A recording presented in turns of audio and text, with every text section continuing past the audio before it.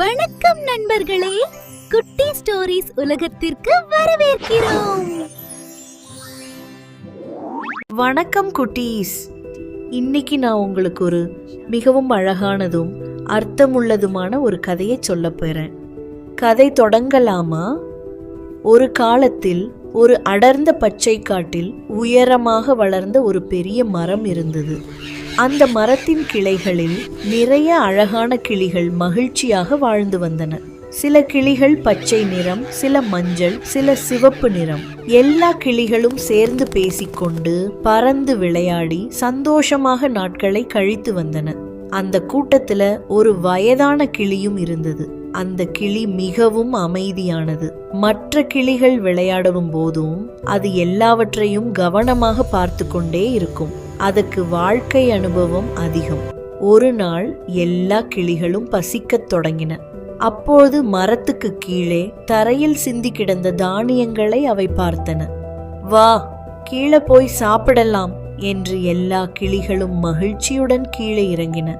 தானியங்களை சாப்பிட்டு கொண்டிருந்த போது திடீரென்று சடார் என்று ஒரு பெரிய வலை விழுந்தது. ஐயோ! அத்தனை கிளிகளும் அந்த வலையில் சிக்கிக் கொண்டன. சில கிளிகள் பயத்தில் அலறின. சில கிளிகள் அங்குமிங்கும் சிறகுகளை அடித்து கொண்டன. என்ன சென்றது? எப்படி தப்பிப்பது என்று எல்லாரும் பதறினார்கள். ஆனால் அந்த வயதான கிளி மட்டும் அமைதியாக இருந்தது. அது மற்ற கிளிகளை பார்த்து மெதுவாக சொன்னது, பயப்படாதீர்கள் நண்பர்களே, நாம் தனித்தனியாக முயற்சி செய்தால் தப்பிக்க முடியாது. ஆனால் நாம் அனைவரும் ஒன்றாக ஒரே நேரத்தில் ஒரே பலத்துடன் சிறகை விரித்து பறந்தால் இந்த வலையோடு சேர்த்தே மேலே பறக்க முடியும்.